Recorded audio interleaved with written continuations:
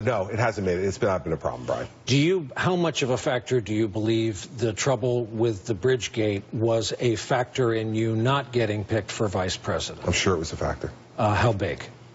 I'd have to ask him, but I'm sure it was a factor.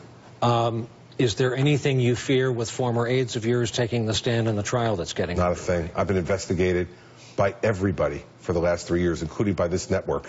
And no one has ever been able to prove that I knew anything or had any role in this, and this trial will just confirm that. But there will be critics who will never want to believe that because they want to believe something different. But the fact is, if you don't believe a democratically appointed U.S. attorney, a Democratic legislature that doesn't like me much, that investigated me, and one of the biggest law firms in the world who investigated us as well, and all came to the same conclusion, then I'll never change that person's mind. But I don't really care. I put my head on the pillow at night knowing I've executed my office ethically and with integrity. And that's what this trial will show, too, no matter which way it goes. Governor, thank you very much. Safe travels.